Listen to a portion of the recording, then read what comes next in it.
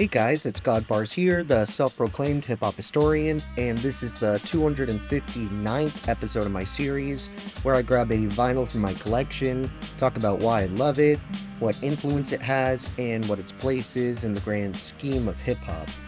So I've previously covered a couple of members that spawned out of the Hot Boys collective, which in turn was housed by the highly successful and impactful Cash Money Records. And so far, I've talked about certain LPs that came out of that titan of a label, like Juvenile's 400 Degrees or Lil Wayne's The Carter 3, which I'll leave links for down below in the description if you want to check out my reviews for those classics.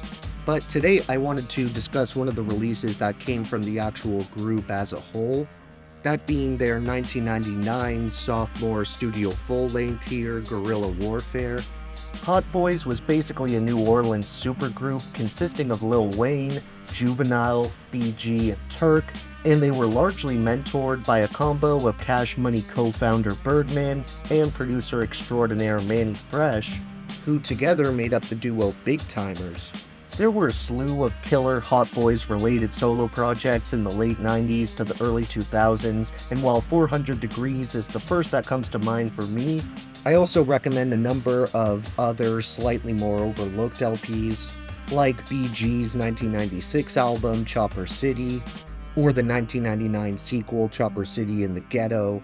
I also fuck with the first two Lil Wayne albums, The Block Is Hot and Lights Out, which dropped in 1999 and 2000 respectively, or even other Juvenile albums like his 1997 sophomore album Soldier Rags or 1999's The G Code. Really the only member who doesn't have an extensive solo discography is Turk, who does seem to have a few albums to his name that I found online, but the only one that actually shows up on streaming services is his 2001 solo debut, Young and Thuggin'. Hot Boys put out their first LP as a crew in 1997 with Get It How You Live, and they would put out their third and final project in 2003 with Let It Burn. But in between those two solid releases, they would drop their second and arguably best album, 1999's Guerrilla Warfare. One reason I personally would consider this their greatest studio full-length release is because it came at a time where every member was growing in skill, confidence, and presence on the mic, yet it was still early enough in their careers that the members hadn't grown bitter toward each other or forgotten the pretty dire situations they were in prior to blowing up, especially being from the war zone that they were. In fact, it arguably got harder once they got famous, just in different ways, because then there's a target on your back and everyone knows exactly who you are, so they know you have money, cars, and fancy jewelry, which often either ends up getting you tied up in the streets, or even worse, the legal system. But back to their sophomore LP here, this thing wins you over by putting some of its strongest tracks right at the front, which hook you in for the rest, and those are hardly a drop in quality by any means. They just aren't quite as strong as the iconic moments that pop up on the first half of the LP. I talked about it plenty in my 400 Degrees review, but I just have to reiterate how dope and honestly revolutionary Mannie Fresh was as a producer, because his usage of 808s and the way he programs his drums in general was so innovative and years ahead of its time that it set the stage for a lot of the modern hip-hop we've heard over the radio the last couple decades. And we get a spotlight on his production right from the jump with Guerrilla Warfare, as the intro track is nothing but a funky, keyboard-filled beat, with Mannie introducing each member of the Hot Boys one by one after doing this hilarious but weirdly kind of epic bit where he's singing the group's name, but in this super high-pitched falsetto. From there we get into arguably my favorite moment on the record, that being the lead single We On Fire, which has an awesome music video and sees the Hot Boys implement this fun and clever gimmick where they each start their verses with the phrase "what kind of person," and then describe an activity that only they can do, with each member trading off the mic every 2 lines. The song that comes right after that single is another one of the tracks I revisit the most frequently off this LP, that being the endlessly catchy and memorable Respect My Mind, which most of my viewers around my age or a little bit younger have most likely heard referenced in the massive Kendrick Lamar hit song Backseat Freestyle off his 2012 classic Good Kid Mad City, with Respect My Mind or Die from Lead Showers.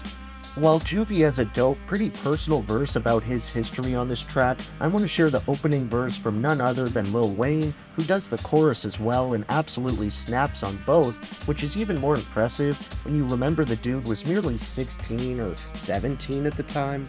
He starts the track off with Head Buster, Set Ripper, Neighborhood Superstar, Corner Splitter, while we dispose of Broad Hitter, Hot Boy Soldier, Expedition Flipper, hell.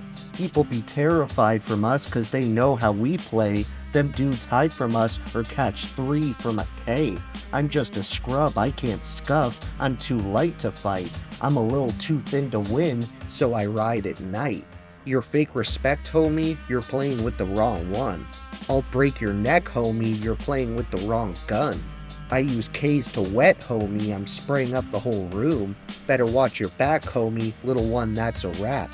Watch people step up when I bust a cap, see him drop like splat. Keep joking here and go show you what I'm about. Respect my mind or get your brains knocked out. While Cash Money co-founders Slim and Baby are the only ones who, outside of Manny Fresh, have production credits on this thing, even then, I'm pretty sure those are just like executive producer credits. I think we can confidently say that Manny was the mastermind behind all the killer beats on here. He's also one of the few guest appearances on the LP, both as a solo artist and with Birdman as big timers, with the one other featured MC being Paparoo. With my top 3 favorite songs on this one, I narrowed down to We on Fire, Respect My Mind, and Too Hot. Then for the honorable mentions, I want to give a shout out to some tracks including I Need a Hot Girl, Help, Ridin', Clear the Set, I Feel, Boys at War, Tuesday and Thursday, You Dig, and Bout Whatever. Thank you for watching my 259th video. Next up we have another essential New York duo to check off the list, so tune in for that one. And if you enjoyed, be sure to like, subscribe, and let me know what your favorite moments off this southern gem are. Don't forget to have a great day, and I'll see you next time, okay? Alright.